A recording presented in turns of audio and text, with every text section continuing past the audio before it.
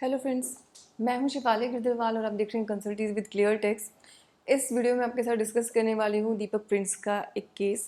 Recently high court of Gujarat का ये case है, डिसीजन वहाँ से आया इसका। इम्पॉर्टेंट है क्यों? क्योंकि ऑल ओवर इंडिया हम में से अधिकतर टैक्स पेयर जो है वो एक प्रॉब्लम से सफ़र करते हैं और किसी न किसी पॉइंट ऑफ टाइम पे हम सब ने सफ़र किया होगा। और वो प्रॉब्लम है कि हमें जीएसटी और 3B को एडिट करने की जो राइट है वो नहीं दिया गया है। अच्छा, शुरू में जब जीएसटी और 3B थी तब तो और भी प्रॉब्लम था। तब ये होता था कि जब आप उसको सेट ऑफ करते थे आईटीसी तो वो ब्लॉक हो जाता था और आपको मतलब फाइनल अमाउंट जो पे करना है वो आपको तब पता चलता था जब आप सेट कर चुके होते थे, इनपुट टैक्स क्रेडिट को सेट ऑफ कर लेते थे। बाद में उन्होंने एक रीसेट का ऑप्शन दिया, बट वो भी बहुत लिमिटेड है, वो भी कंप्लीट नहीं है। तो इस पर्टिकुलर केस में क्या हुआ कि उनकी 2 एंटिटी थी और गलती से एक एंटिटी का डेटा दूसरी एंटिटी में चला गया और उसकी वजह से जो लाइबिलिटी की थी वो इतनी बड़ी अमाउंट क्रिएट हो गई जो उनके लिए पॉसिबल ही नहीं था। First issue. सेकंड इशू क्या था, इस केस में जो प्रॉब्लम है वो मैंने पहले भी आपके साथ वीडियो में डिस्कस की होगी। जो एक बहुत ही बड़ा दुर्भाग्य है जीएसटी के अंदर कि अगर मान लीजिए ऐसा हो जाए कि मुझसे गलती से बहुत बड़ी अमाउंट आउटपुट टैक्स में भी डल गई और मुझसे इनपुट टैक्स क्रेडिट में भी डल गई।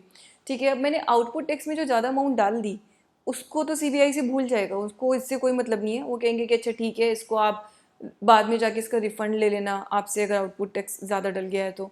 ठीक है, लेकिन आईटीसी अगर उसको यूटिलाइज करने के लिए मैंने ज़्यादा अमाउंट ले ली तो उनके हिसाब से वो आईटीसी आपने गलत ले लिया तो उस पर आपको इंटरेस्ट पे करना चाहिए और अगर डिपार्टमेंट ने उसको ट्रेस आउट किया तो आपको उस पर पेनल्टी पे करनी चाहिए।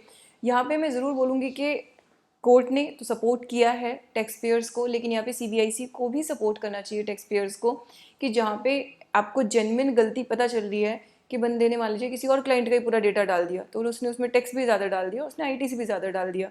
तो उस केस में एक्चुअली में अगर देखा जाए तो मैंने कोई भी टैक्स इवेजन तो किया नहीं है, क्योंकि वहाँ पे अगर अमाउंट इंक्रीज़ किया तो यहाँ पे भी अमाउंट इंक्रीज़ किया है। अब सबसे बड़ी प्रॉब्लम ये है कि अपने इनपुट टैक्स क्रेडिट को तो गवर्नमेंट ने इतना सेफ एंड सिक्योर कर लिया है, लेकिन टैक्स पेयर से अगर गलती से भी अमाउंट ज़्यादा पे हो गई तो उसका रिफंड लेना उसके लिए मुश्किल है। अब वो मुश्किल क्यों है?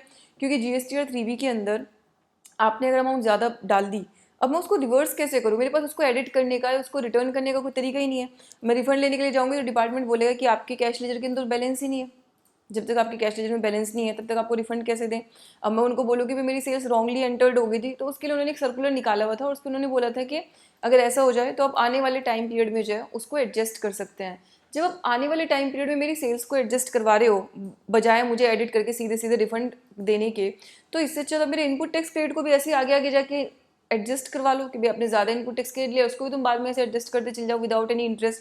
तो यहाँ पे ना एक समानता, एक पैरिटी नहीं है। जहाँ पे डिपार्टमेंट का राइट है वहाँ बिल्कुल स्ट्रिक्ट प्रोविजन है और जहाँ टैक्स पेयर का राइट है तो वहाँ पे उसको धक्के खाने के लिए छोड़ दिया जाता है कि ठीक है तुम अपना रिफंड क्लेम करते रहना जैसे तुमसे हो। उसके प्रोविजन को भी आधा अधूरा बना के कोई मैकेनिज्म दिए बिना उसको छोड़ दिया गया है कि ठीक है आप डिपार्टमेंट में जाओगे आपको सब्सटेंशिएट करना इतना मुश्किल हो जाएगा, आप बार बार वहाँ पे फॉलो अप करते रहोगे, थक जाओगे, बैठ जाओगे। ठीक है, तो ये बहुत ही अनफॉर्चुनेट है हमारे टैक्सेशन सिस्टम के अंदर। ऑब्वियसली जो टैक्स पेयर है, जो फ्रॉडलेंट है, जो गलत कर रहा है आप उसको पनिश करो, आपको जितना पनिश करना है करो। लेकिन जो एक ऑनेस्ट टैक्स पेयर है जिसने गलती से टैक्स ज़्यादा पे कर दिया है या अपनी लाइबिलिटी, एक्चुअली उसने पे भी नहीं किया, उसने अगेन सेल्फ असेसमेंट में अपनी लाइबिलिटी गलती से ज़्यादा बता दी, सिर्फ एक clerical error. So it was a मियर clerical error, एक छोटी सी क्लेरिकल एरर जो किसी से भी हो सकती है, बट उसके लिए आपको इतनी बड़ी सज़ा। अच्छा, यहाँ पे एक और इंटरेस्टिंग फैक्ट था इस केस के अंदर कि उनकी अब रिटर्न इस तरीके से फंस गई तो वो पेमेंट ना करे तब तक उनकी रिटर्न ना फाइल हो, तो उन्होंने पेमेंट ही नहीं किया ना उन्होंने रिटर्न फाइल की। अच्छा, उस महीने की रिटर्न नहीं फाइल हुई तो आगे आने वाले महीनों की रिटर्न भी नहीं फाइल हुई तो उनकी लेट फीस इकट्ठी होती चली गई। तो लेट फीस के लिए भी उनको कोर्ट ने बोला कि क्योंकि ये जीएसटी के ग्लिच की वजह से था तो उनको लेट फीस भी पे करने की बिल्कुल कोई ज़रूरत नहीं है।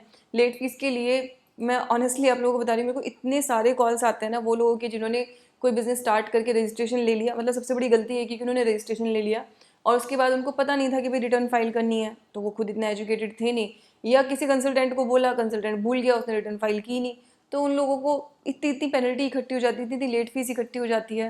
मतलब there should be a way out जिसमें गवर्नमेंट बोले ये ठीक है जो 100 करोड़ कर रहा है, 500 करोड़ कर रहा है, 1000 करोड़ कर रहा है, फ्रॉड कर रहा है, आप उसको पनिश कर रहे हैं, बिल्कुल ठीक है।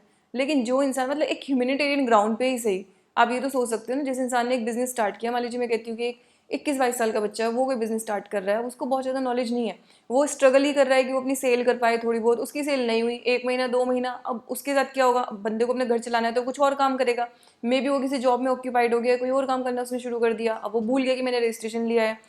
उतना तो उसने 2 साल में कमाया भी नहीं होगा, मान लो नौकरी करके भी नहीं कमाया होगा, पहले बिजनेस का नुकसान, फिर अपनी जॉब से जितना भी बेचारा सेव कर पाया होगा, और 2 साल बाद आप नोटिस भेजोगे, अच्छा एक काम करो 2 लाख 3 लाख की तुम्हारी लेट फीस इकट्ठी होगी, अब तुम ये पे करो डिपार्टमेंट को।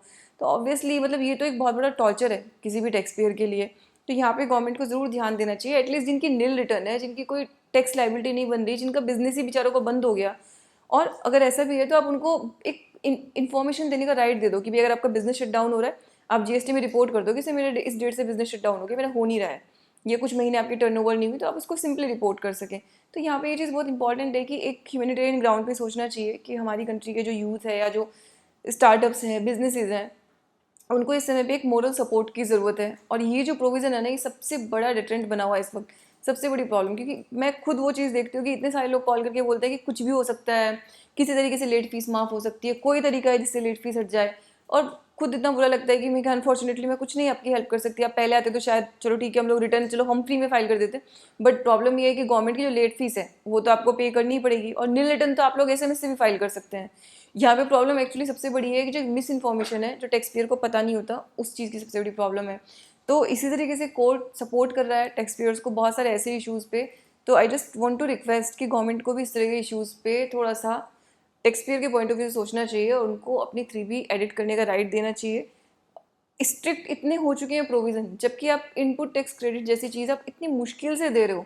मतलब पहले आपने नहीं दिया था, चलो एक अलग चीज़ थी, लेकिन जब आप अपनी हर चीज़ पे इतना कंट्रोल कर चुके हो, एटलीस्ट अब वो राइट दिया जा सकता है टैक्स पेयर को कि अगर वो चाहे तो अपनी उस चीज़ को अमेंड कर सके। तो जो जजमेंट है वो हमारी साइट पे अपलोडेड है, आप वहाँ से उसको रीड कर सकते हैं, अच्छा जजमेंट है।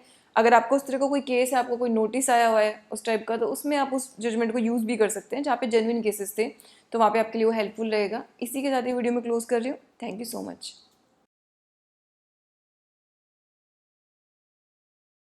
अगर आप जीएसटी डिटेल में सीखना चाहते हैं तो फिर आप हमारा कोर्स उसके लिए ज्वाइन कर सकते हैं।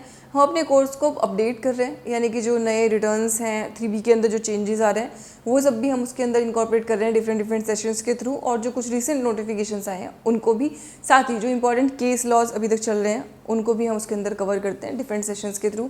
तो अगर आप डिटेल में सीखना चाहते हैं तो आप हमारा कोर्स ज्वाइन कर सकते हैं। अगर आप बिगिनर हैं, स्टूडेंट हैं, आपको बहुत ज़्यादा ऑलरेडी टैक्सेशन की नॉलेज नहीं है, तो हमारे पास एक स्पेसिफिक कोर्स भी है बिगिनर्स के लिए, आप वो वाला कोर्स जीएसटी का ज्वाइन कर सकते हैं।